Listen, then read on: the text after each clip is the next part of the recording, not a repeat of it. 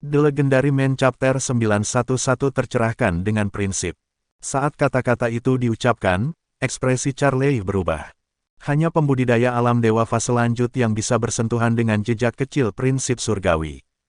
Dan hanya mereka yang telah mengalami kesengsaraan ilahi yang mampu sepenuhnya memahami prinsip surgawi, yang merupakan kunci untuk menjadi seorang alam suci dan melampaui orang lain. Namun, itu adalah hal-hal yang dikhawatirkan oleh para kultivator alam dewa dalam fase absolut yang akan dikhawatirkan. Jonathan hanya seorang kultivator alam dewa di fase tengah, jadi bagaimana mungkin dia bisa tercerahkan dengan prinsip. Jonathan, kamu sudah kehilangan akal sehatmu karena ingin mencapai alam dewa, bukan? Kamu hanyalah seorang kultivator alam dewa fase menengah, tetapi kamu berharap untuk tercerahkan dengan prinsip. Teruslah bermimpi. Meskipun nada bicara Charlie ringan, dia diam-diam memberi isyarat mantra. Siap untuk menyalurkan formasi akselerasi yang tergambar di jasnya untuk melarikan diri dari daerah itu. Dia telah bingung sebelumnya karena dia tidak pernah berpikir bahwa prinsip akan terlibat. Namun, penyebutan Jonathan telah mengingatkannya tentang hal itu, dan itu membuatnya panik. Kejeniusan ada pada diri Adrune dan Upload. Selain itu, Charlie adalah anggota keluarga kerajaan Roduns. Roduns adalah negara paling berpengaruh di aliansi Epea Barat, jadi kebanyakan penyihir terkenal di Epea Barat memiliki hubungan dengan keluarga kerajaan Roduns.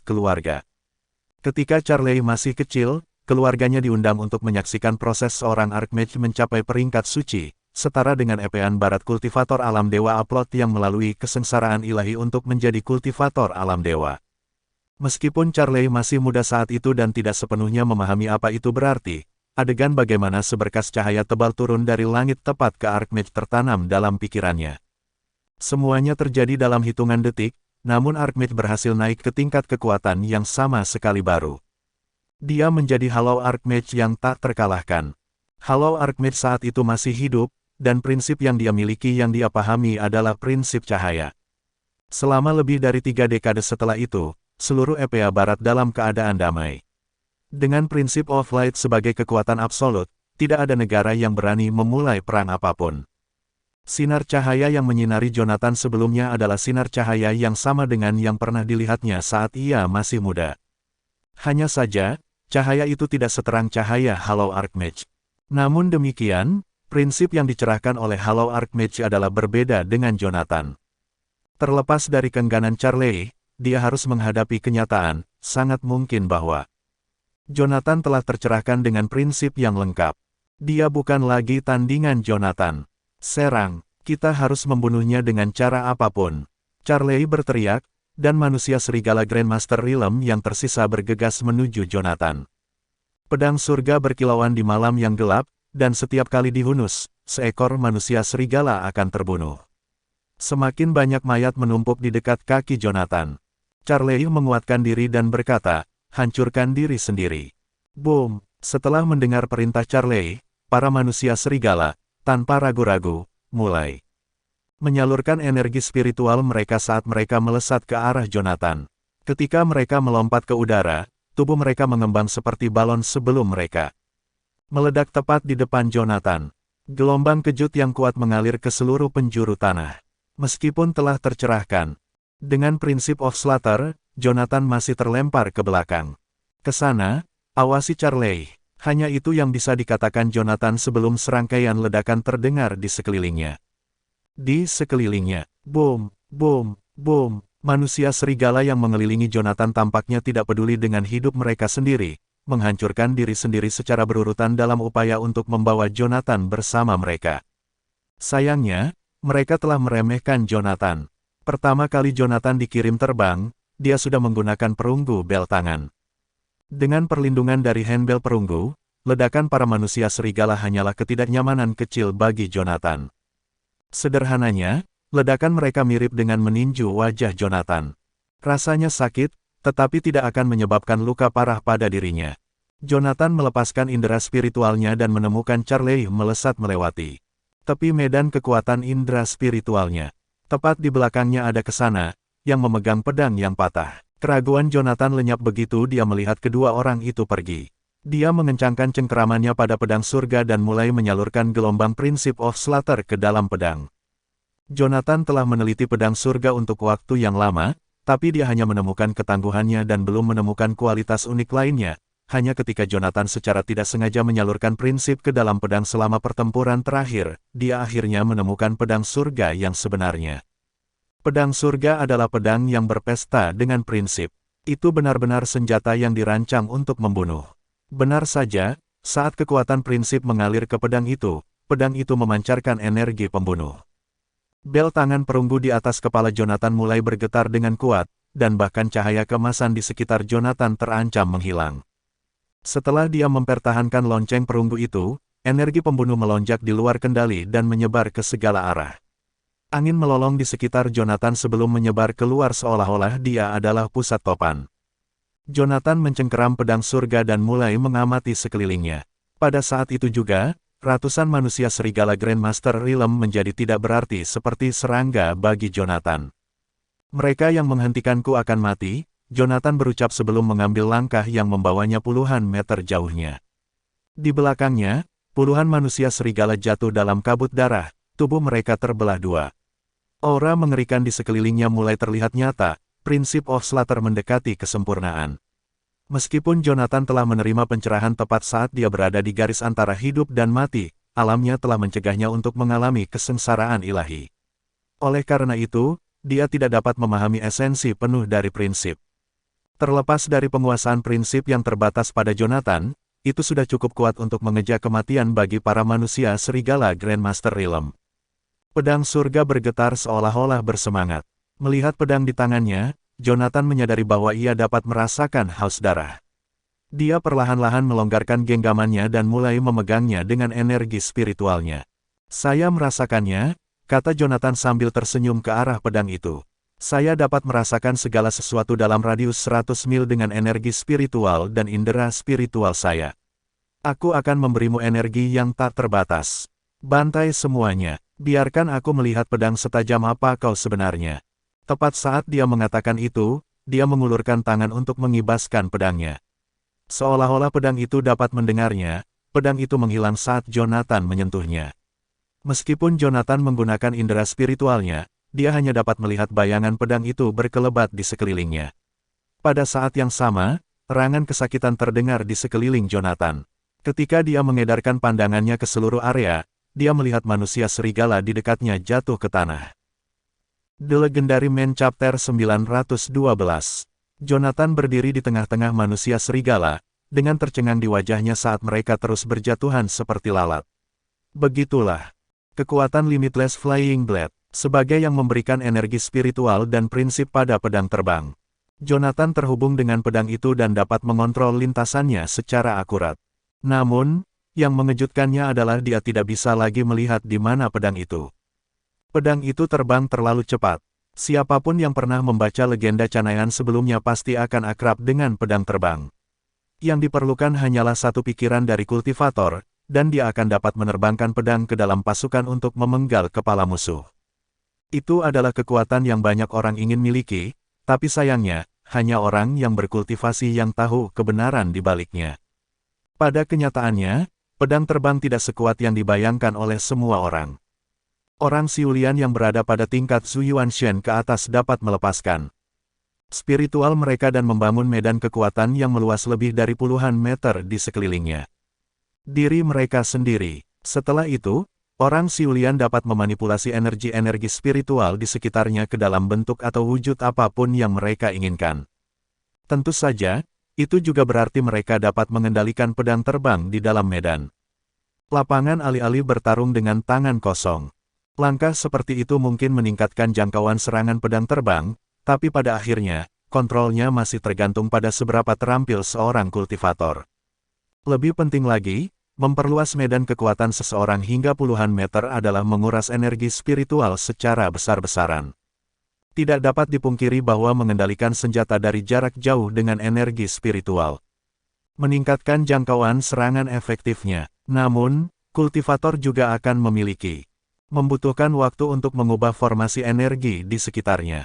Meskipun seluruh prosesnya tidak lama, masih akan ada penundaan, dan keraguan sepersekian detik selama perkelahian antar elit bisa membuat mereka kehilangan hidup mereka. Singkatnya, Menggunakan energi spiritual untuk mengendalikan senjata adalah tindakan yang benar-benar bodoh bergerak.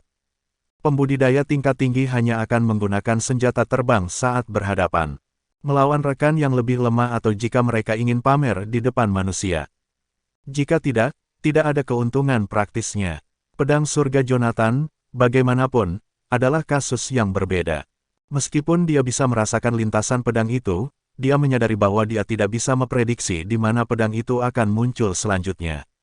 Dengan kata lain, Jonathan hanya menyediakan pedang surga dengan energi spiritual, bukan dia yang membuat keputusan.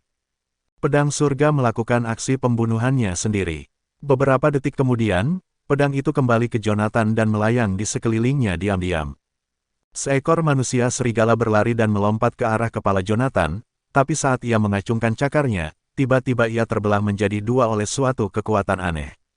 Setelah merasakan aura pembunuh di sekelilingnya, Jonathan perlahan-lahan mengambil beberapa langkah maju. Manusia serigala menerkamnya satu demi satu, tapi sayangnya, mereka semua jatuh. Mati bahkan sebelum mereka bisa mendekatinya. Setelah menyadari bahwa prinsip of slaughter miliknya terkuras dengan cepat, Jonathan berubah menjadi bayangan dan melesat melewati kerumunan manusia serigala. Ikuti aku, pedang surga.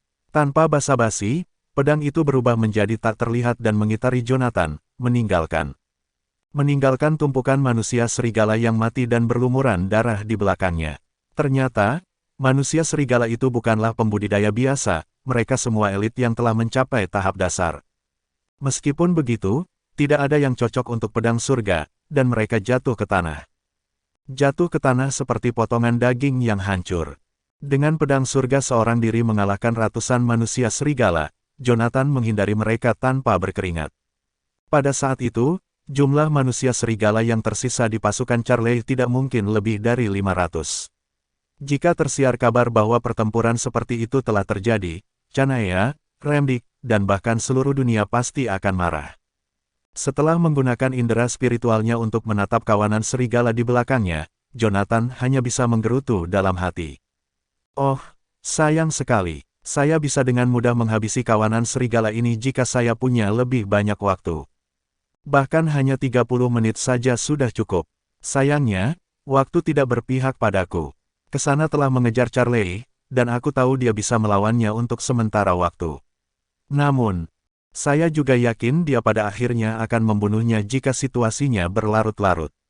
Selain itu, manusia serigala ini, dengan cara, tidak lebih dari produk yang ditanam di laboratorium atau diproduksi secara massal barang di pabrik. Charlie, di sisi lain, adalah kepala lini produksi. Akan memalukan jika dia melarikan diri karena aku terlalu berniat membunuh manusia serigala ini. Jonathan terus berlari melintasi hutan, meninggalkan pepohonan yang bergetar hebat di belakangnya. Sementara itu, di sebuah sungai besar di kejauhan, kesana melompat ke udara dan mengayunkan pedangnya yang patah ke permukaan air yang membeku di depan Charlie. Boom! Lapisan es hancur seketika, dan ledakan itu berdesir keluar ratusan meter dari pusat gempa. Setelah melihat itu, Charlie buru-buru membuat segel tangan dan memanggil dua susunan misterius emas di bawah kakinya.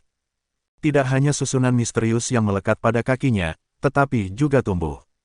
Ukurannya dengan setiap langkah yang diambilnya, memungkinkannya untuk berdiri dengan kuat di atas air. Dengan itu, Charlie melompat ke depan dan melesat melintasi air tanpa mengedipkan mata.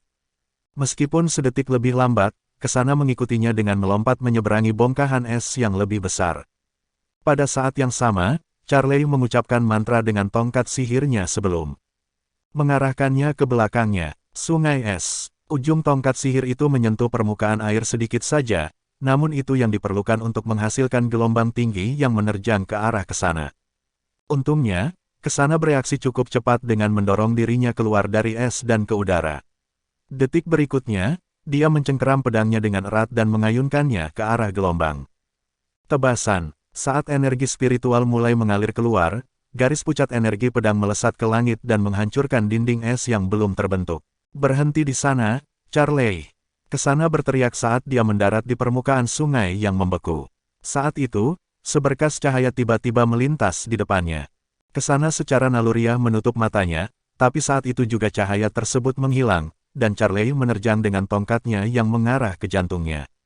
Sebelumnya, Charlie juga telah menggunakan cahaya terang sebagai pengalih perhatian untuk membuat Jonathan terlempar. Karena itu, Kesana telah mempersiapkan diri dengan mengaktifkan indera spiritualnya untuk memantau keadaan sekitar saat cahaya itu pertama kali membutakannya, dan saat melihat Charlie menerjang ke arahnya dengan tongkatnya, ia segera menyerang balik dengan pedangnya yang patah. Sayangnya, dia masih terlambat 1 detik. Tongkat Charlie menepis pedang itu dan menusuk tepat di bagian atas dada kirinya, menyebabkan dia memuntahkan seteguk darah. Saat mereka berdua terjatuh dan meluncur di atas es, Kesana mencengkeram pangkal tongkat dengan tangan kirinya sambil menggunakan patahan pedang di tangan kanannya untuk menebas leher Charlie. Yang mengejutkannya, Charlie telah mengenakan sepasang sarung tangan emas yang memungkinkannya untuk menangkap pedang itu tanpa terluka. Kemudian, dengan tangan kanannya yang menekan tongkat sihir dengan kuat, dia mulai memasukkan energi spiritual ke dalamnya. Selama dia memiliki tongkat sihir sebagai perantara, dia bisa mengarahkan semua energi ke jantung Kesana dan meledakkannya. Haha, tidak akan lama lagi Kesana akan hancur berkeping-keping.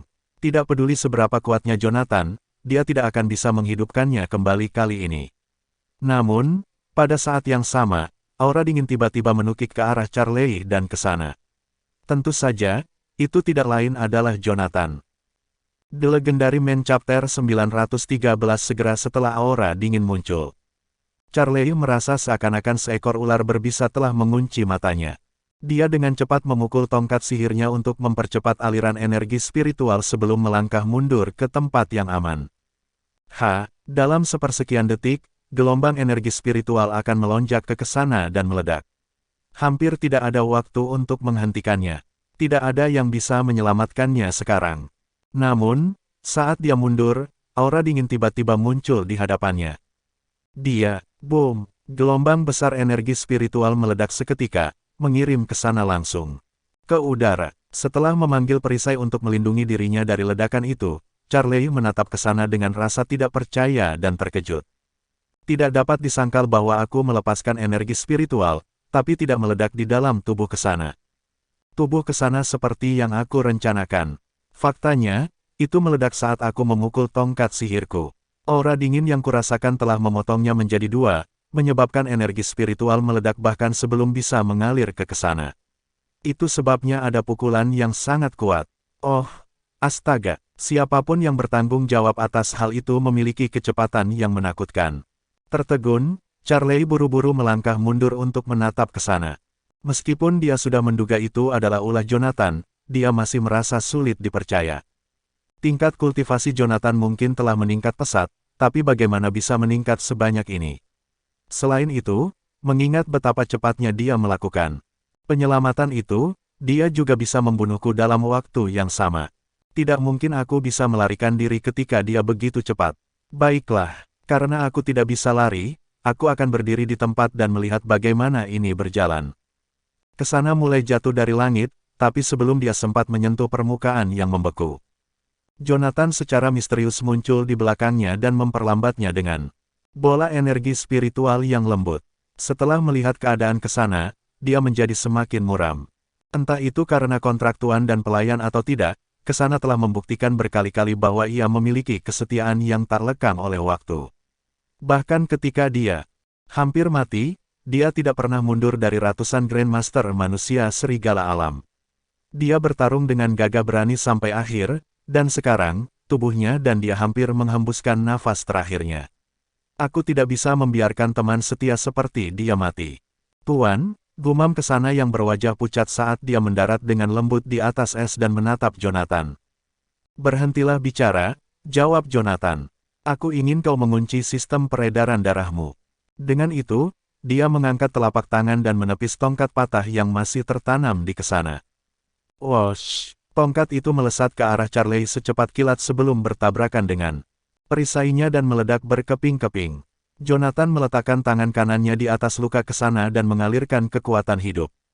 Hanya dalam beberapa detik, luka Kesana sembuh total. Beristirahatlah untuk saat ini. Aku akan membalaskan dendammu, kata Jonathan dengan tegas. Kemudian, dia memanggil pedang surga kembali ke tangannya dan berjalan menuju Charlie. Saat melihat pria itu mendekatinya, Charlie tidak membuang waktu untuk menyulap tongkat sihir baru. Jika kamu bisa mengeluarkan teknik tadi lagi, aku akan mengaku kalah darimu. Jonathan, namun, jika itu adalah teknik terlarang yang hanya bisa digunakan sekali, saya akan membuatmu tahu bahwa saya tidak bisa diremehkan. Katanya sambil menyeringai. Walaupun saya tidak suka mengakuinya, teknik Jonathan membuat saya merinding.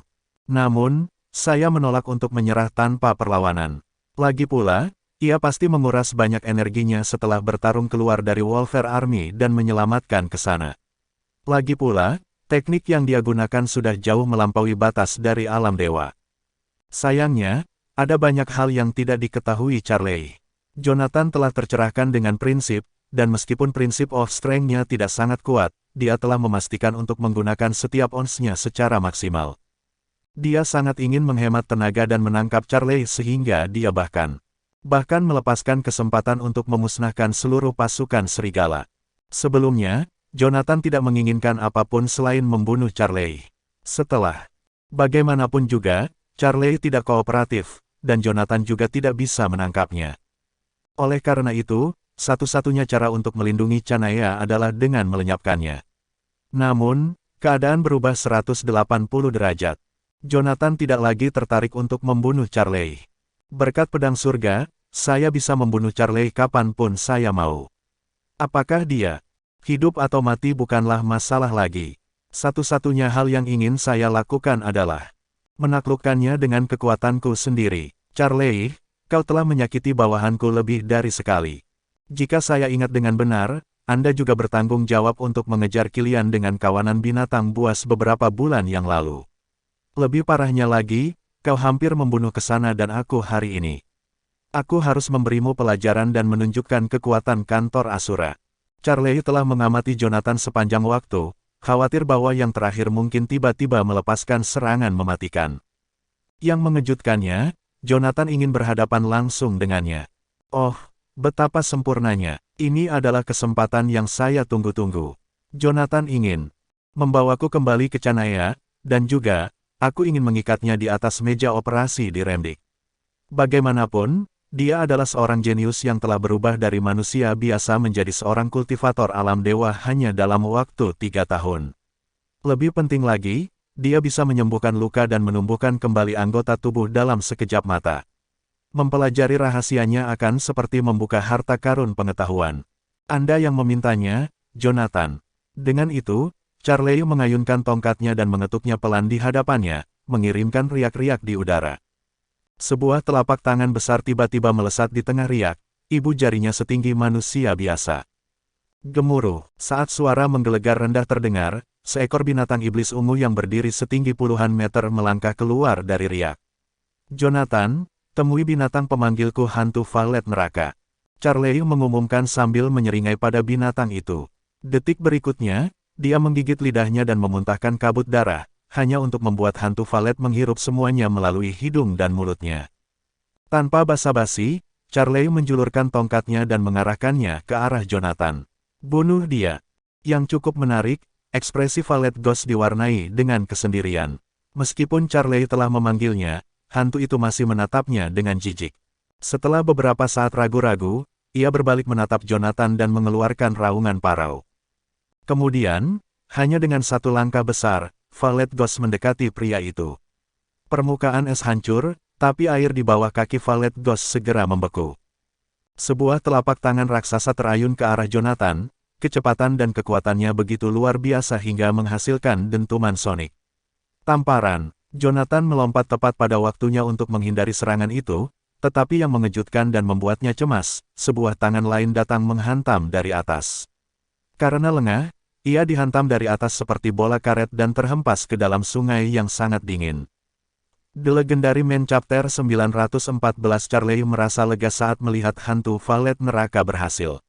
Seperti yang saya duga, teknik Jonathan tidak bisa digunakan tanpa batas.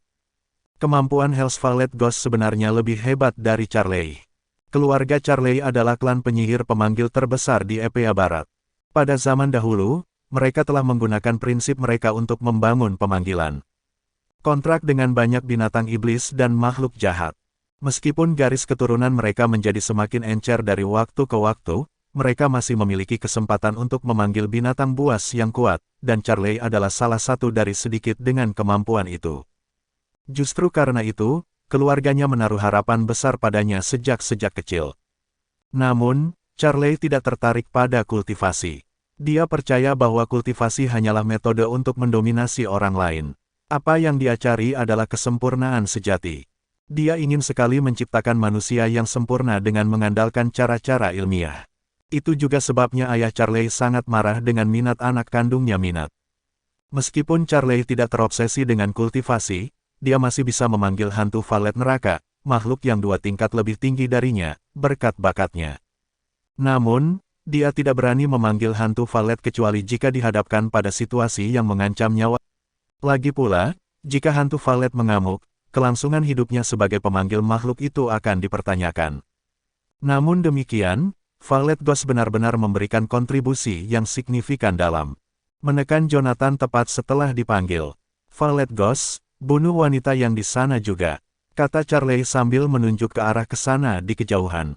Namun, Valet Ghost tetap tidak bergerak saat itu juga. Charlie melihat mendongak dan melihat Valet Ghost menatap tajam ke arah es di bawahnya. Apa yang sedang kamu lihat? Perasaan firasat melonjak di dalam dada Charlie saat dia melihat ekspresi Valet. Ekspresi serius Valet Ghost. Pada saat itu, Valet Ghost tiba-tiba meraih Charlie dan melompat tinggi ke langit. Boom, boom, boom. Serangkaian suara teredam datang dari bawah kaki Charlie. Detik berikutnya, paku es setajam silet melesat dari bawah lapisan es. Tampak sangat menyeramkan di bawah sinar bulan. Permukaan es di sekitar kesana pecah, dan Jonathan perlahan-lahan muncul dari air, berdiri di atas pilar es. Guru, saya tahu Anda akan baik-baik saja. Kesana berteriak gembira saat melihat Jonathan. Jonathan mengerutkan keningnya saat melihat Valet Ghost turun dari udara. Dia merasa seakan-akan dia pernah melihat makhluk itu sebelumnya. Boom! Valet Ghost mendarat di permukaan es yang berjarak 100 meter dengan keras. Melemparkan Charlie ke samping, dan menyerbu ke arah Jonathan. Paku-paku es hancur berkeping-keping saat Valet Ghost berlari ke depan. Dan saat Valet Ghost bergerak, sebuah pikiran melintas di benak Jonathan. Pikiran Jonathan, apa-apaan ini? Ini bukan Valet Ghost. Bukankah ini anggota dari ras iblis yang kutemui di papan catur ilahi? Beraninya seorang iblis alam dewa tahap lanjut membuat keributan di sini. Aku bahkan pernah bertemu dengan nenek moyang ras iblismu di wilayah barat. Jonathan mengacungkan papan catur ilahi dan mengisinya dengan energi. Dia memperbesar papan catur itu hingga beberapa puluh meter dan memegangnya di tangannya untuk menyerang kepala Valet Ghost. Kamu sedang merayu kematian. Senyum menghina menyebar di wajah Charlie. Ketika dia menyadari pembalasan Jonathan, Valet Ghost adalah salah satu makhluk terkuat yang pernah dilihat Charlie. Dia bahkan akan pergi sejauh menyatakan kontribusi Valet Ghost sangat penting dalam memungkinkannya melakukan perjalanan dari aliansi EPA Barat ke Remdik. Charlie menganggap serangan Jonathan akan sia-sia, tidak peduli seberapa besar kekuatan kasar yang dia lakukan untuk mengayunkan papan catur ke Valet Ghost, bahkan jika Jonathan sampai kelelahan sampai mati. Yang mengejutkan Charlie, ketika dia siap untuk melihat bagaimana Jonathan akan dikirim terbang, Valet Ghost tiba-tiba mengeluarkan jeritan melengking dan menyakitkan. Ekspresi Charlie menegang karena dia menyaksikan Valet Ghost yang luar biasa. Valet Ghost yang ganas berbalik dan melarikan diri setelah dipukul sekali. Apa-apaan ini? Dia menggosok matanya dan memfokuskan kembali perhatiannya pada Valet Ghost. Pada saat itu, Jonathan mencengkeram tengkuk Valet Ghost dan menjatuhkan papan catur itu lagi. Gedebuk, mengaum, saat Jonathan berulang kali memukul Valet Ghost dengan papan catur, yang terakhir. Menutupi kepalanya dengan kedua tangan, matanya dipenuhi dengan teror. Bang, bang, bang. Jonathan terus mengayunkan papan catur sampai Valet Ghost akhirnya terbaring di atas permukaan es dengan posisi tengkurap. Ia menutupi kepalanya dengan kedua tangan, tidak berani bergerak sedikitpun.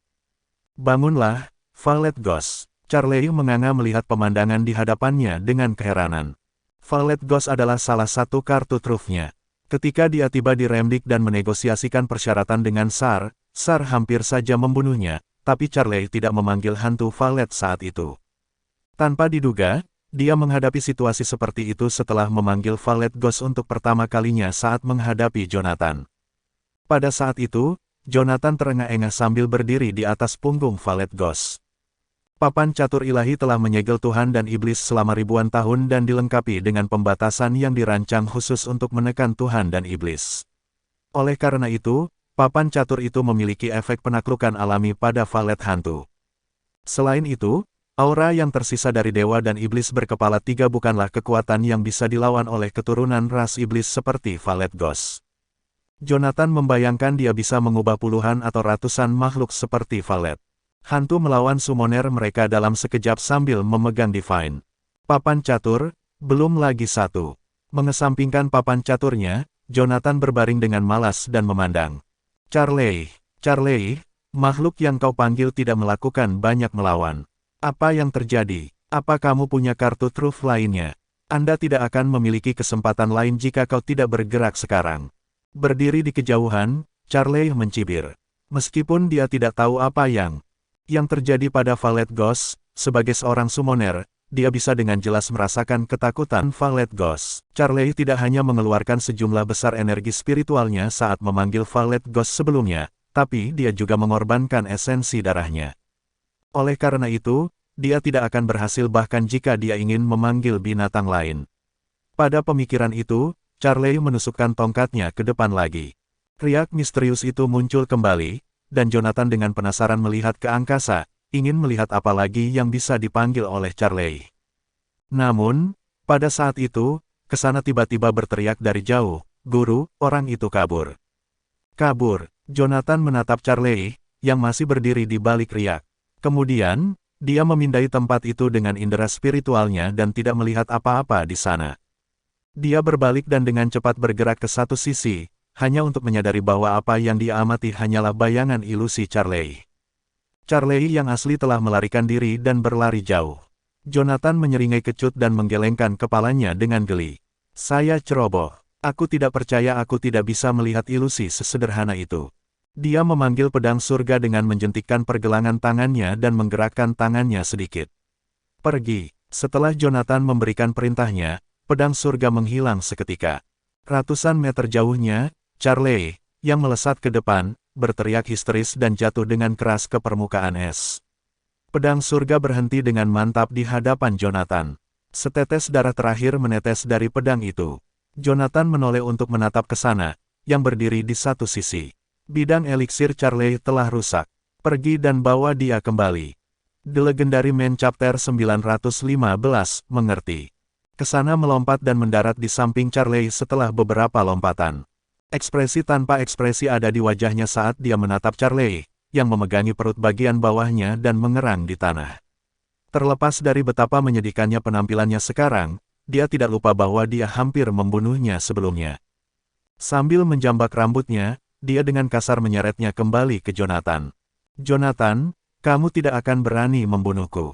Berbaring di permukaan es, sejumlah besar darah terus-menerus menyembur keluar dari luka di bagian bawah perut Charlie. Serangan Jonathan sebelumnya dengan pedangnya telah benar-benar menembus bidang eliksir Charlie. Bidang eliksir dan menghancurkan semua fondasi kultivasi yang terakhir. Tanpa kemampuan penyembuhan ajaib seperti Jonathan, Charlie tidak akan pernah bisa mengumpulkan energi spiritual apapun selama sisa hidupnya. Meskipun begitu, bahkan dengan fondasi kultivasinya yang hancur total, Charlie matanya masih dipenuhi dengan ejekan. Berjuang untuk menopang dirinya sendiri sebelum bersandar pada sepotong es yang pecah, dia menatap luka berdarah di perut bagian bawahnya. Jonathan, meskipun saya diusir dari keluarga saya, dan ayah saya tidak menyukai penelitian saya tetaplah pangeran tertua Rhodoons. Chanaya saat ini menghadapi tekanan dari Remdik, wilayah barat, dan Jetroina. Jika kau membunuhku, aku menjamin Rhodoons akan ditambahkan ke dalam daftar musuh Chanaya. Chanaya akan menemui kejatuhannya. Bam! Sebelum Charlie selesai berbicara, dia langsung dihantam oleh sebuah tinju ramping. Permukaan es hancur, dan pipi Charlie menempel pada es, dan pipinya menjadi sangat cacat. Kesana perlahan menegakkan tubuhnya, mencibir, dan meludahinya. Kau pikir kau ini siapa? Kau pikir kau siapa sekarang setelah kehilangan energi spiritualmu? Jonathan sedikit tertegun saat melihat ke sana. Dia mulai membahas tentang asalah bagaimana wanita menyimpan dendam di dalam hati mereka dengan lebih penting. Dia buru-buru melangkah untuk menghentikannya ketika dia menyadari bahwa dia akan bergerak maju lagi. Hei, kamu tidak bisa memukulnya lagi. Dia tidak berbeda dari orang biasa dengan fisik yang sedikit lebih baik karena dia kehilangan energi spiritualnya. Kau seorang kultivator alam dewa, jadi dia pasti akan mati jika kau terus memukulinya. Ya, Jonathan berjongkok di samping Charlie dan meletakkan tangannya di bagian bawah perutnya. Jonathan tidak takut menyinggung perasaan keluarga kerajaan Roduns. Pada saat itu, dia telah membuat musuh yang tak terhitung jumlahnya di Aplot dan Epea Benua, jadi dia tidak terlalu khawatir untuk membuat beberapa musuh lagi di Epea Barat. Namun, dia sama sekali tidak bisa membiarkan Charlie mati begitu saja. Tujuan awal perjalanannya ke Remdik adalah untuk menangkap Charlie. Sekarang setelah Charlie takluk, Jonathan tidak punya alasan untuk membunuhnya. Meskipun Charlie sangat gila, data eksperimen di kepalanya dan idenya tentang manusia yang dimodifikasi adalah hal yang paling dibutuhkan oleh kantor Asura yang paling dibutuhkan kantor Asura pada tahap itu. Setelah menyembuhkan luka-luka Charlie, Jonathan bangkit berdiri. Itu adalah pertama kalinya Charlie merasakan keajaiban kekuatan hidup. Pada saat itu, dia mengulurkan tangan untuk merobek pakaiannya dan menatap dengan mata terbelalak pada perut bagian bawahnya. Apakah ini benar-benar sembuh dengan cepat? Charlie mengelus perut bagian bawahnya terus-menerus sambil berkata dengan penuh semangat. Perasaan ini, saya tidak merasa lemah atau lelah. Itu berarti proses penyembuhannya tidak dipromosikan dengan mengorbankan vitalitas saya sendiri tetapi murni efek energi dari luar. Charlie menatap Jonathan dan bertanya dengan cemas, teknik macam apa? Ini, Jonathan, apakah kamu tahu? Saya benar-benar ingin membedah Anda dan mengamati aliran energi spiritual Anda. Saya sangat penasaran. Di samping mereka, Kesana mengangkat tangannya untuk memukul Charlie lagi setelah mendengar kata-katanya yang hampir menyimpang. Jonathan mengulurkan tangannya untuk menghentikannya. Kemudian, dia menghela napas dan perlahan menggelengkan kepalanya. Jangan tunduk pada levelnya, dia hanya orang gila. Penilaian Jonathan sungguh tulus. Setelah berkenalan dengan Jason selama lebih dari 3 tahun, Jonathan tidak akan mengklaim memahami orang-orang seperti Charlie sepenuhnya, tapi dia punya gambaran umum. Pada saat itu, Charlie, yang kultivasinya telah lumpuh, masih bertekad untuk membedah Jonathan. Kegigihan dan obsesi yang hampir patologis itu adalah bentuk keteguhan tujuan, didorong oleh kesediaan seseorang untuk membuang bahkan hidup mereka dalam mengejar gairah mereka. Siapapun yang mampu mencapai tingkat itu adalah seorang jenius atau orang gila, dan Jason dan Charlie tidak diragukan lagi adalah orang yang pertama. Jonathan tersenyum kecut saat menatap Charlie, yang masih meraba-raba. Meraba-raba perut bagian bawahnya. Mungkin berkultivasi memang membuang-buang waktu untuk orang seperti itu, tidak peduli seberapa berbakatnya mereka dalam berkultivasi. Ikat, Jonathan mengetuk Charlie dengan lembut. Sebuah tali yang seluruhnya terbuat dari energi spiritual mengikat Charlie dengan erat. Apa yang kamu lakukan? Charlie mencoba membebaskan diri, tapi tidak mungkin dia bisa melakukannya sekarang karena dia tidak memiliki energi spiritual. Jonathan memberi isyarat dengan tangannya, dan Charlie terangkat ke udara. Udara, didukung oleh energi spiritual. Aku akan membawamu kembali ke Canaya. Kantor Asura membutuhkan penelitianmu. Aku tidak mau pergi. Charlie mulai memprotes, tapi Jonathan dengan cepat memanggil untaian energi. Energi spiritual dengan lambaian tangannya untuk menutup mulut Charlie. Kamu tidak punya pilihan, kata Jonathan dengan tenang, matanya terpaku pada Charlie. Begitu kamu berada di Canaya, kamu akan mengerti bahwa kamu bukan satu-satunya yang membedah orang lain untuk tujuan penelitian. Charlie menatap Jonathan dengan penasaran, meskipun mulutnya disegel. Baik di Epea Barat yang berpikiran terbuka atau Remdik yang keras, penelitiannya selalu dianggap sebagai kejahatan terhadap kemanusiaan. Meskipun Sar Remdik mendukung penelitiannya, pengakuan itu hanya bisa dilakukan secara diam-diam, bukan di depan umum. Bahkan di kalangan militer, informasi tersebut dijaga dengan ketat. Para tentara yang melindungi laboratorium Charlie bahkan tidak tahu apa yang mereka jaga setiap hari. Jika itu yang terjadi di Remdik, orang dapat dengan mudah mengetahui bagaimana orang-orang dari Canaya yang secara tradisional konservatif akan bereaksi terhadap penelitian Charlie. Namun sekarang, menurut Jonathan, ada orang-orang di Canaya yang, seperti Charlie, senang melakukan penelitian yang menyimpang. Mendengar hal itu, Charlie entah kenapa merasa seperti bertemu dengan roh yang sama. Charlie mendapati dirinya samar-samar menantikan pertemuan dengan orang lain yang sama dengannya. Ketiganya bergegas ke arah selatan di atas permukaan es. Saat ini mereka berada di wilayah Kastil Morteling, sebuah wilayah di bagian paling barat Remdik. Jika mereka berjalan kurang dari 1000 mil ke arah barat laut, mereka akan sampai di pusat pemerintahan Remdik Saspiuberg. Jika Jonathan ingin meninggalkan tempat itu bersama Charlie, bepergian dengan kereta api atau pesawat tidak mungkin dilakukan.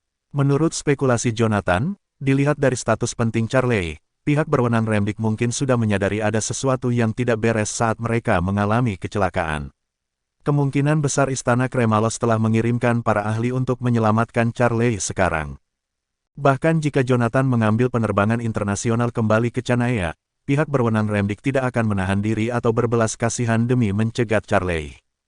Mereka mungkin akan langsung mengerahkan pesawat militer untuk menembak jatuh pesawat penumpang tersebut untuk mencegah metode pembudidaya massal yang mampu berubah menjadi manusia serigala bocor ke publik dengan cara apapun. Dalam hal ini, Jonathan hanya memiliki dua rute yang bisa dipilih untuk melintasi ribuan mil. Dia bisa pergi ke selatan atau ke barat. The Legendary Man Chapter 916 Jonathan mengambil sebuah peta dan menilai situasi seluruh wilayah barat Remdik. SAR terletak sekitar 1000 km ke arah barat laut. Namun, mereka bisa melintasi perbatasan barat Remdik jika mereka melewati Saspiuberg dan berjalan sejauh 700 km lagi. Itu akan membawa mereka ke Epea Tengah yang kacau. Dengan dukungan Anglandur dan aliansi Epea Barat, Epea Tengah terus berperang.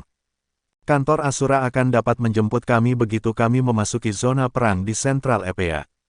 Epea Tengah. Bahkan jika mereka tidak dapat datang tepat waktu, Jonathan dapat dengan mudah pergi dari sana.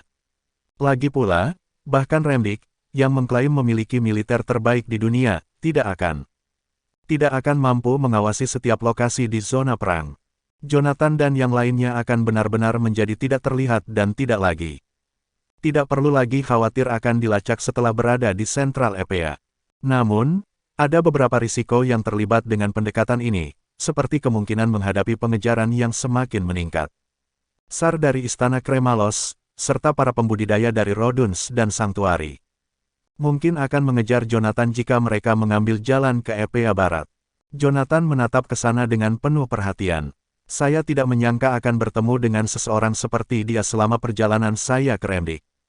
Jonathan datang untuk mencari Charlie, yang bertindak sebagai serangga dalam perang. Dia siap untuk meningkatkan level kultivasi anggota kantor Asura ke alam Grandmaster, berapapun biayanya.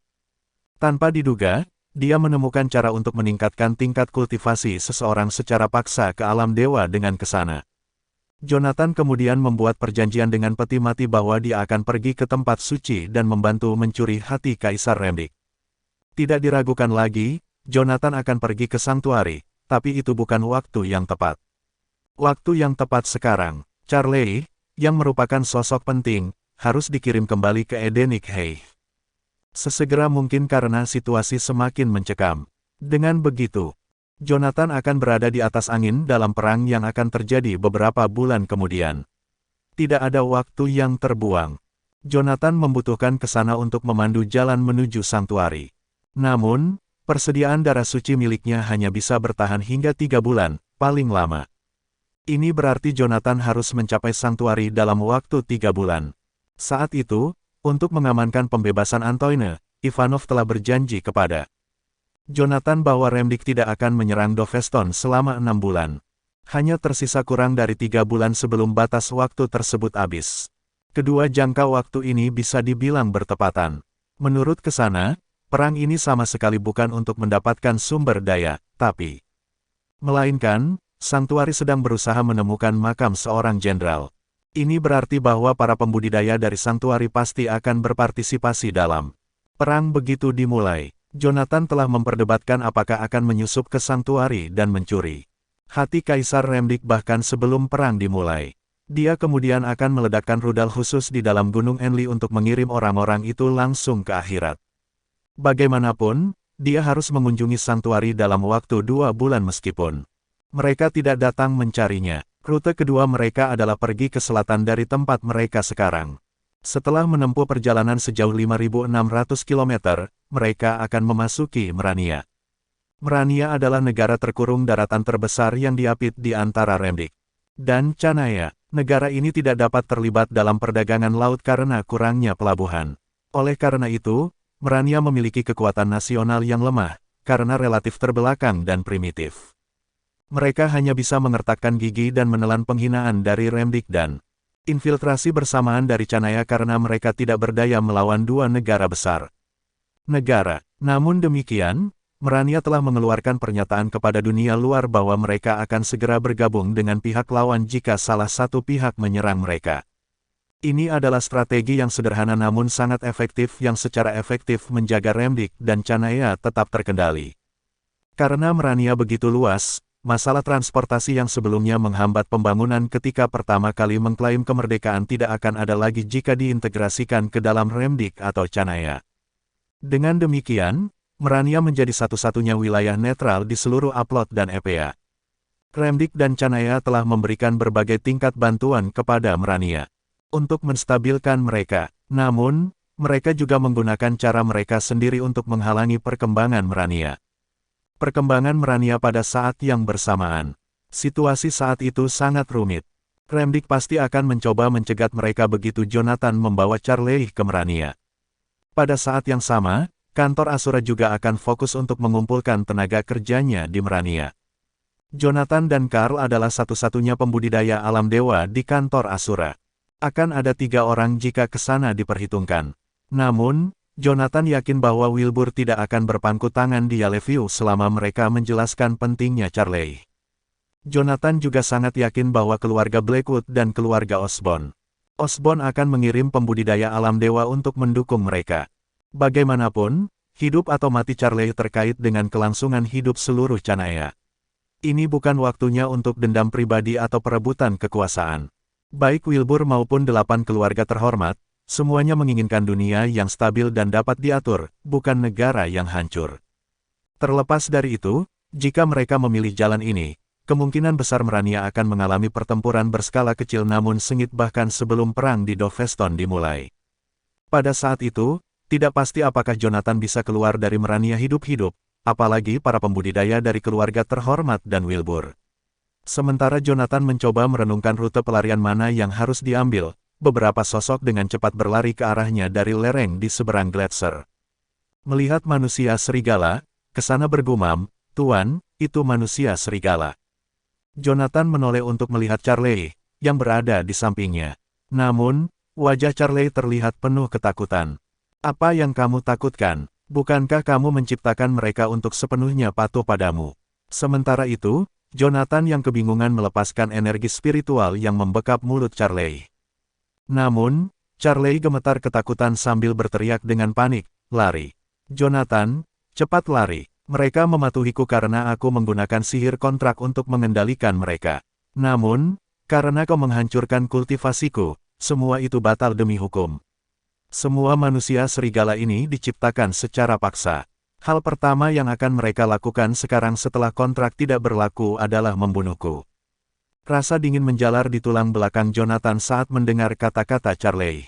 Sebelumnya saya mengira para manusia serigala itu adalah pejuang yang bersedia menjalani transformasi atas kemauan mereka sendiri. Saya tidak menyangka bahwa mereka telah diubah secara paksa di luar kehendak mereka. Ribuan nyawa telah dilibatkan dalam proyek ini. Kecuali beberapa prajurit beta yang masih mempertahankan sedikit akal sehat mereka. Sisanya adalah binatang buas yang tidak memiliki akal sehat dan hanya memiliki naluri membunuh yang tersisa. Ini belum termasuk orang-orang yang kehilangan nyawa karena transformasi yang gagal. Ilmuwan, pantatku, Charlie tidak lain adalah iblis yang muncul dari neraka. The Legendary Man Chapter 917, apakah memulihkan energi spiritualmu akan berhasil? Jonathan menempelkan pedang surga ke leher Charlie. Menatap pedang dingin itu, Charlie ragu-ragu sebelum menggelengkan kepalanya. Sebanyak aku ingin dia memberiku kesempatan untuk memulihkan medan energiku, aku ragu itu akan membantu. Bahkan jika aku berada di kondisi puncakku, tidak mungkin aku bisa melarikan diri darinya ketika dia memiliki teknik pedang aneh itu. Juga, Saya instingku mengatakan padaku bahwa Jonathan bukanlah orang yang baik hati meskipun dia terlihat baik. Mengingat dia bisa masuk dan keluar dari Remdik kapanpun dia mau. Konsekuensi. Konsekuensi dari berbohong kepada orang seperti dia tidak diragukan lagi akan sangat menyakitkan. Setelah menerima jawaban dari Charlie, Jonathan menarik napas dalam-dalam dan melemparkannya ke sana. Awasi dia baik-baik. Kemudian, dia berlari menuju es. Mereka berdua adalah pembudidaya alam dewa. Oleh karena itu, jika mereka melarikan diri dengan kecepatan penuh, tidak mungkin bagi para prajurit yang dimodifikasi, yang hanya berada di tengah fase alam guru, untuk mengejar mereka. Namun, Jonathan tidak berencana untuk melarikan diri tanpa perlawanan karena mereka. Prajurit yang dimodifikasi akan dikirim ke Canaya oleh Remdik sebagai mesin pembunuh di masa depan. Jika dia tidak harus mengejar Charlie, dia pasti akan menghabisi semua tentara yang dimodifikasi. Saat prinsip of strength menyelimuti tubuhnya, dia mengeluarkan beberapa spirit pil peremajaan ke dalam mulutnya. Pedang itu sangat kuat, tapi biaya untuk melepaskannya juga sama besarnya karena dengan cepat menguras energi spiritualku. Dan prinsip of strength, berdasarkan tingkat konsumsinya sebelumnya, aku yakin prinsip of slaughter akan habis dalam hitungan menit.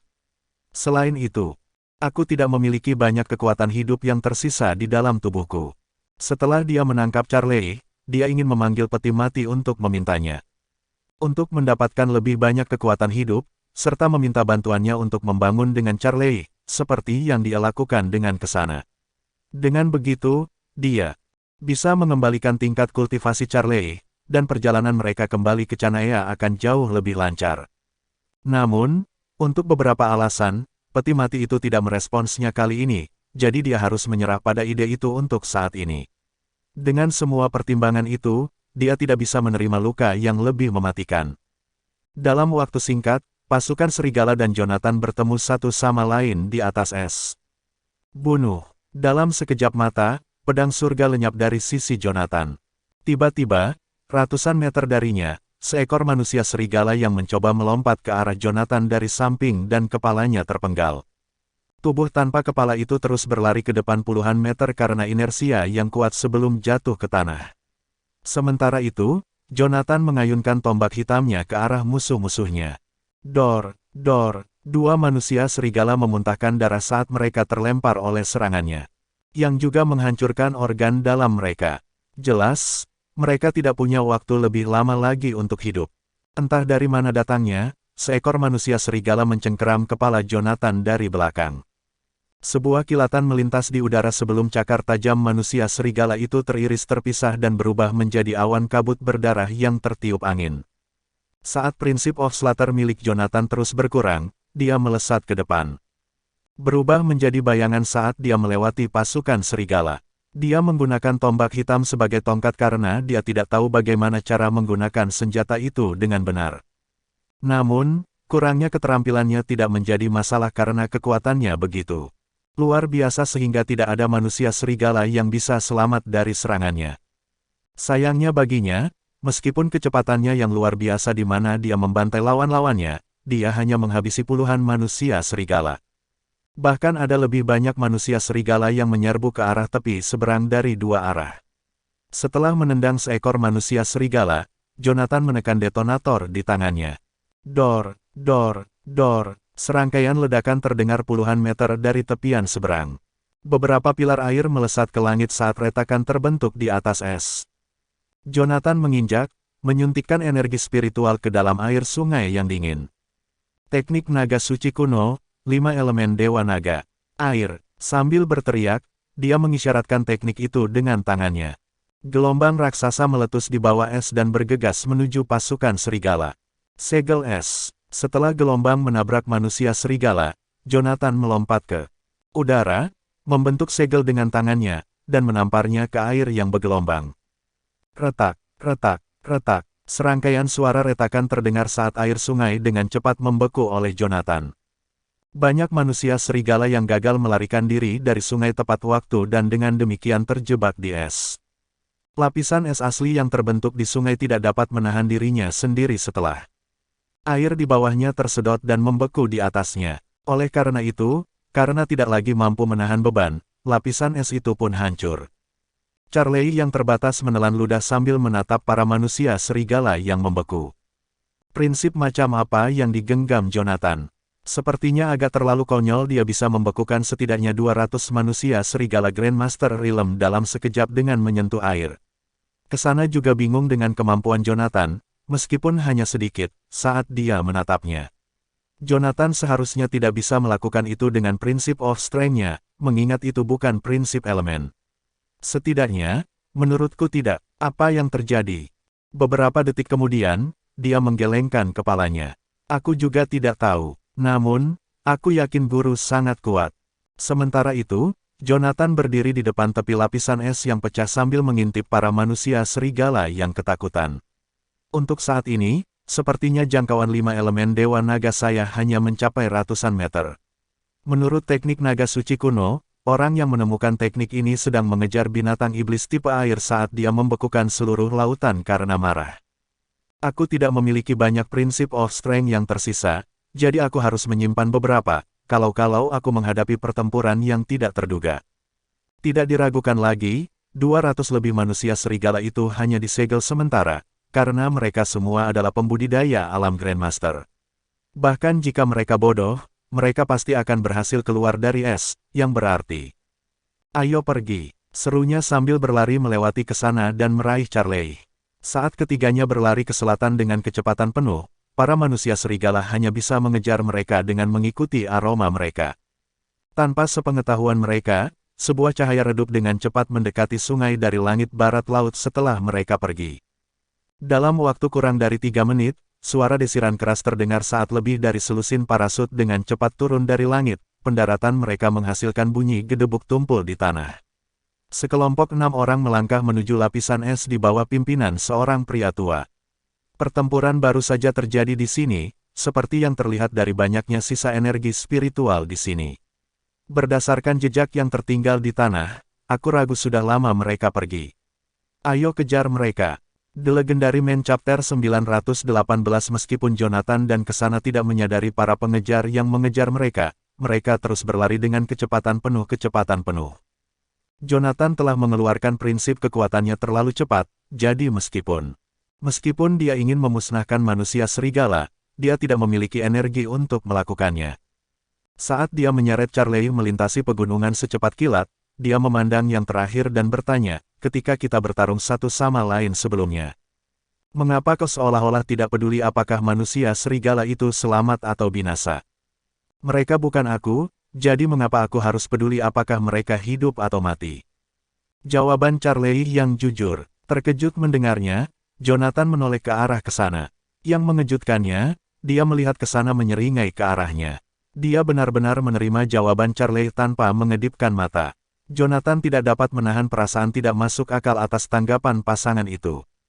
Kalian berdua, itu adalah nyawa manusia yang sedang kita bicarakan. Bagaimana bisa kalian membiarkan mereka mati begitu saja? Tidakkah menurut kalian ada yang salah dengan hal itu? Sambil melirik ke arah Kesana, Charlie bertanya, apakah menurutmu ada yang salah dengan itu? Sedangkan Kesana, dia menatap Jonathan dengan tenang setelah mendengar apa yang dia katakan dan merenungkan masalah ini untuk beberapa saat. Jika guru berpikir itu tidak benar, maka itulah yang saya pikirkan juga. Terlepas dari jawabannya, Jonathan bisa tahu dari tatapan bingung di matanya bahwa dia sama sekali tidak mengerti apa yang dia maksud. Pada saat itu, Charlie, yang terikat erat seperti ayam yang dikurung, melayang di sebelah. Ke Jonathan, apa masalahnya jika mereka mati? Bukankah manusia serigala itu diciptakan untuk tujuan membunuh orang lain? Mereka seperti mesin, sekali ditempatkan di medan perang, mereka akan menebang lawan mereka seperti mesin memanen gandum sampai musuh mereka membunuh mereka. Tujuan akhir mereka adalah mati. Dan itu hanya masalah cepat atau lambat. Apa yang perlu disesali sekarang bahwa Anda telah membunuh mereka? Petik 2. Manusia, seperti mesin, meskipun tidak ada kesalahan dalam argumen Charlie. Argumennya, Jonathan tidak bisa menahan diri untuk tidak berpikir sebaliknya.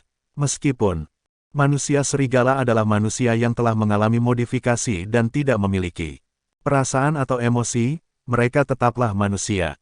Memalingkan kepalanya dan menatap ke sana, dia bertanya dengan ragu-ragu, apakah itu sentimen Anda juga? Tidak perlu peduli dengan apa yang saya pikirkan.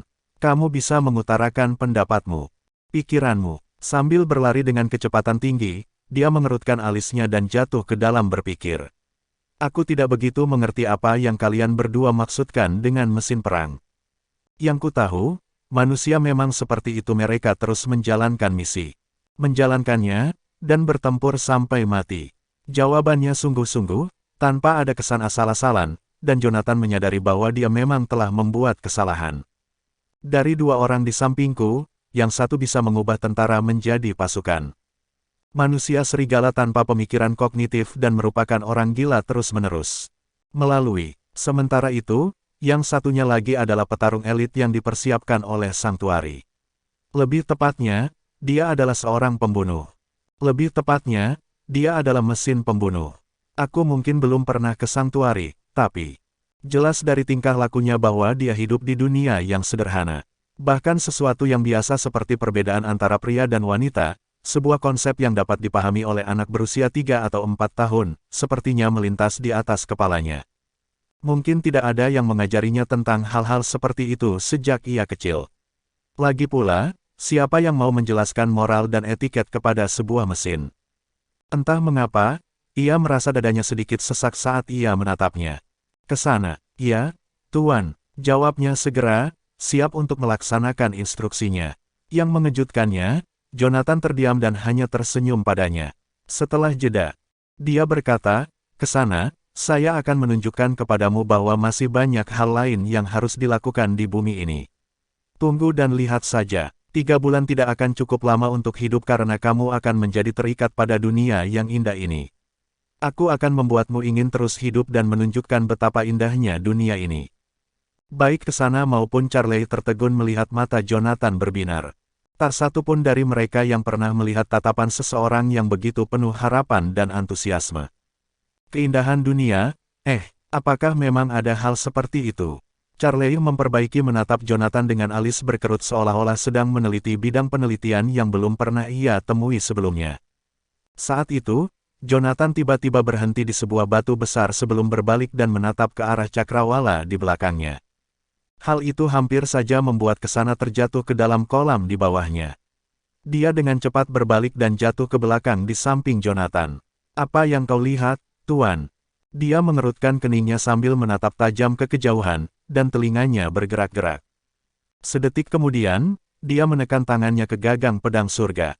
Seseorang datang. Ekspresi Charlie berubah ketika mendengar hal itu. Sambil berjuang untuk membebaskan diri, ia berseru kepada Jonathan, cepat lepaskan aku. Meskipun dia tidak melihat apa yang dilihat Jonathan atau merasakan gelombang aura apapun, dia pintar. Dia tahu bahwa Jonathan tidak akan bercanda tentang hal seperti itu. Terlebih lagi, aku tahu Istana Kremalos pasti telah menerima berita bahwa aku membebaskan semua manusia serigala Grandmaster Realm. Satu-satunya orang yang berani muncul dan menangkapku sekarang pasti mereka yang memiliki tingkat kultivasi alam dewa. Bahkan, bisa jadi Ivanov. Karena aku telah menguasai seni memodifikasi prajurit, mereka tidak akan membiarkan Jonathan pergi bersamaku. Namun, tidak peduli siapa yang muncul sebagai pemenang dalam pertempuran ini, mereka akan tetap mengincarku. Jika para pengejar dari Remdik menang dan Jonathan tidak dapat membawaku pergi bersamanya, tidak mungkin dia akan membiarkanku pergi dan menciptakan prajurit siluman serigala untuk Remdik.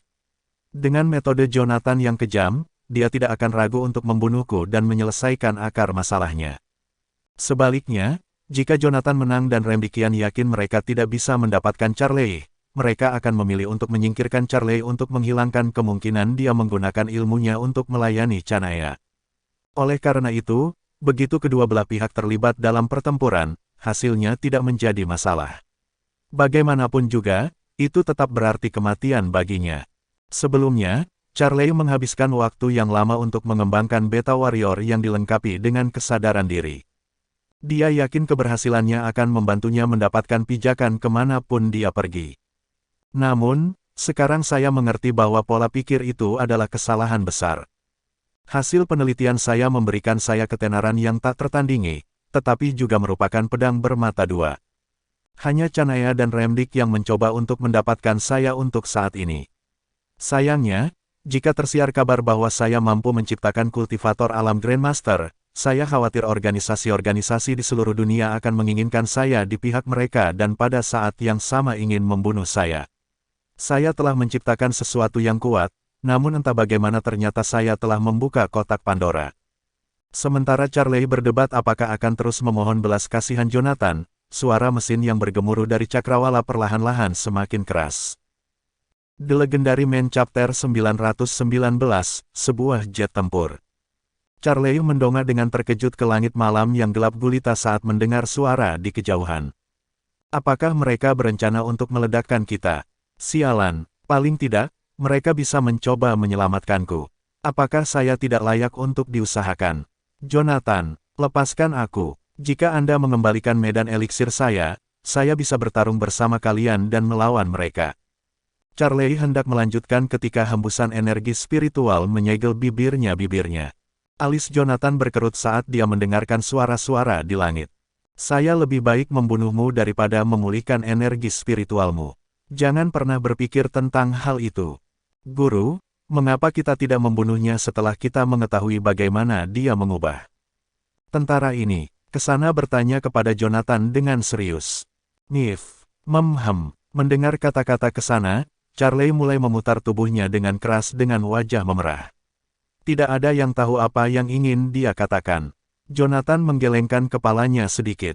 Aku sudah mempertimbangkannya sebelumnya, tapi melumpuhkannya dan mengambil hasil eksperimen untuk diri kita sendiri akan menjadi skenario terburuk, mengingat jumlah variabel yang dapat mempengaruhi eksperimen ini. Semua orang menyadari hal ini obat dan rumus molekul, tetapi hanya sedikit yang mampu membuatnya dengan benar. Nif, Charlie mengangguk dengan penuh semangat setelah mendengar kata-kata Jonathan. Dia tidak lagi menjadi ilmuwan yang sombong dalam menghadapi bahaya karena dia tahu bahwa Jonathan memiliki banyak pertimbangan, tetapi kesana tidak. Meskipun dia kehilangan kultivasinya, dia masih bisa merasakan niat membunuh kesana terhadapnya. Jika Charlie bisa meminta maaf sekarang, dia pasti akan memberikan permintaan maaf yang paling tulus yang bisa dia berikan. Wanita, tidak peduli identitas mereka atau seberapa kuat mereka, adalah sangat mahir dalam menyimpan dendam. Meskipun kesana tidak menyukai Charlie, dia mematuhi perintah Jonathan. Karena Jonathan mengatakan bahwa dia tidak akan membunuh Charlie, kesana tidak mengajukan pertanyaan lagi. Sebaliknya, ia menatap langit malam dengan penuh perhatian dan bertanya, Tuan, haruskah kita mencoba bersembunyi? Tidak ada gunanya, jawab Jonathan sambil menggelengkan kepalanya. Jet tempur memiliki jangkauan yang terbatas. Jangkauan, saat ini kita berada 300 mil di selatan Kastil Morteling, jadi kita masih berada di Remdik. Namun, jet tempur ini terbang dari arah selatan. Jika itu adalah misi rutin, seharusnya dikirim langsung dari pangkalan selatan Merania. Tidak perlu menerbangkan jet tempur ini dari arah yang begitu jauh. Oleh karena itu, satu-satunya alasan jet tempur ini ada di sini adalah karena lokasi kita telah terekspos. Saat Jonathan berbicara, jet tempur itu terbang melewati kepala mereka 100 meter. Di atas mereka sebelum naik dengan cepat. Wosh, wosh, wosh. Beberapa suar sinyal putih ditembakkan ke langit oleh jet tempur itu, membuat seluruh langit menjadi putih. Di darat, bayangan ketiga orang itu menjadi lebih panjang karena sinyal suar. Guru, ayo pergi. Entah mengapa, kesana merasa tidak nyaman saat melihat suar-suar itu. Jonathan menoleh untuk melihat ke sana, dan kilatan kebingungan muncul di matanya. Gadis ini berani berhadapan langsung denganku bahkan setelah mengetahui identitasku. Dia bahkan duduk bertatap muka dengan Paurius sepanjang hari tanpa menunjukkan tanda-tanda kepanikan. Oleh karena itu, Jonathan sulit membayangkan apa yang bisa membuatnya takut. Namun, itu bukan waktu yang tepat untuk mengajukan pertanyaan, meskipun dia penasaran. Suar sinyal yang diluncurkan oleh jet tempur itu jelas dimaksudkan untuk menandai lokasi mereka. Jika dia menebak dengan benar, seharusnya ada pembudidaya alam dewa atau bahkan pembudidaya dengan tingkat kultivasi yang lebih tinggi mengejar mereka sekarang. Namun, sulit untuk menentukan dari arah mana mereka akan datang dari. Berlari secara membabi buta hanya akan membuat mereka lebih mudah tertangkap. Bahkan lebih tidak berarti bertaruh pada arah acak dan berlari ke arah itu. Meskipun seorang pembudidaya alam dewa dapat menempuh jarak puluhan meter dengan satu langkah, mereka tidak akan bisa menang melawan jet tempur di udara. Jet tempur itu bisa melaju lebih cepat dari kecepatan suara. Apakah itu bahkan mungkin bagi seseorang untuk berlari lebih dari 340 meter per detik? Setelah menggunakan sistem pencitraan termal yang sangat sensitif, jet tempur bisa mengitari kepala mereka sampai kehabisan bahan bakar. Kemana mereka bisa lari? Tapi, kesana berbicara lagi. Jonathan menunduk dan menyadari kegelisahan kesana. Dia bahkan mengencangkan genggamannya pada pedangnya yang patah. Melihat hal itu, Jonathan meletakkan tangannya di pundak kesana, menghiburnya, "Kesana, aku di sini untukmu, apapun yang terjadi." Dengan itu, aliran kekuatan hidup yang hampir tidak terdeteksi memasuki tubuh kesana. Seketika, kesana merasakan kehangatan mengalir di sekujur tubuhnya. Seolah-olah dia berendam dalam air hangat, menghilangkan semua ketegangannya. Pada saat itu, beberapa sosok melompati punggungan gunung dan mendarat 20 meter dari Jonathan. Itu adalah sekelompok 6 pembudidaya alam dewa. Ada seorang pria tua berjanggut, 4 pria parubaya berusia 30-an, dan seorang pria muda dengan panah hitam. Orang tua itu berada dalam fase lanjutan dari alam dewa, sementara 5 lainnya. 5 orang lainnya berada di fase pemula alam dewa. Setelah melihat Jonathan, mereka semua segera memusatkan perhatian pada kesana, yang berada di sampingnya. Mereka dari Sanctuary. Melihat pemuda yang membawa panah hitam itu, Jonathan segera memahami kegugupan kesana. Bukankah itu anak panah Paurius? Kenapa dia tidak ada di sini? Tanya Jonathan kepada pemuda itu sambil tersenyum. Meskipun mendengar kesana menyebutkan bahwa orang-orang ini terlihat seperti remaja karena mereka telah dibaptis dengan darah kudus, Jonathan tidak bisa tidak memperlakukan pemuda itu seperti anak kecil karena wajahnya yang awet muda. Pemuda itu pernah bertempur melawan Yonatan sebelumnya dan telah menyaksikan bagaimana Yonatan melumpuhkan Paurius dan temannya yang lain. Dia tahu betapa kuatnya Yonatan, jadi secara naluriah dia mundur selangkah setelah mendengar pertanyaan Yonatan. Pada saat berikutnya, dia memohon energi spiritualnya dan mengangkat panah hitam. Jonathan menatap mata pemuda itu dan melihat ketegasan dan pengalaman. Dia segera tahu bahwa pemuda itu adalah orang yang kejam. Namun, pemuda ini berdiri di bagian paling depan dari kelompok itu. Ini berarti dia bukan yang terkuat di antara mereka. Pemimpin kelompok itu adalah seorang pria tua berjenggot dan ramping.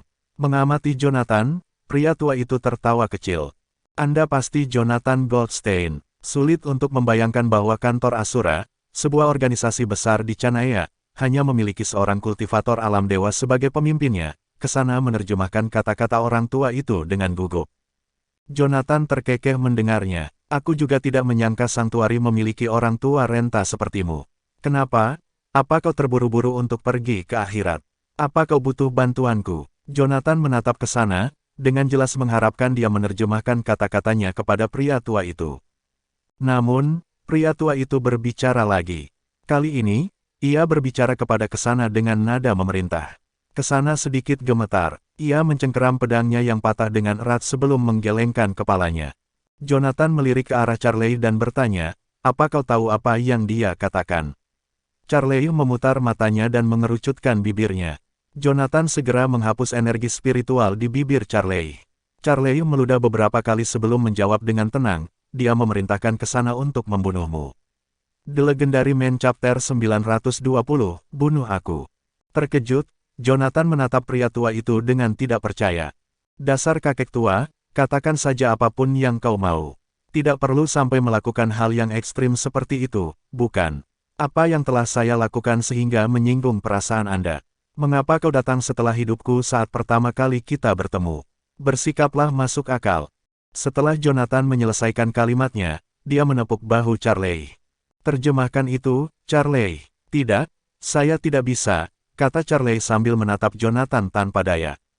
Tanpa pilihan, dia menatap pria tua itu dan mulai berbicara dengan fasih remdikian setelah berpikir sejenak. "Saya adalah seorang ilmuwan yang ditunjuk secara khusus oleh Sar dan memegang posisi penting dalam konflik antara Remdik dan Canaya. Anda tak bisa menyakiti saya." Dengan alisnya yang berkerut, Jonathan mendengarkan Charlie dengan saksama. "Apakah kamu sudah selesai?" "Ya," jawab Charlie sambil menganggukkan kepalanya. "Kata demi kata, saya berjanji telah menerjemahkan dengan tepat apa yang Anda katakan." Melihat ekspresi percaya diri Charlie, Jonathan merasa tidak yakin. Apakah kemampuan generalisasi Remdikian begitu kuat? Saya mengatakan begitu banyak sebelumnya. Bagaimana semua itu menjadi begitu sedikit kata ketika diterjemahkan ke Remdikian? Saya tidak akan kembali bersama kalian, apapun yang terjadi. Ini adalah tuanku yang baru. Jonathan Goldstein. Di samping, kesana tiba-tiba berteriak ke arah kerumunan orang dari santuari, dia.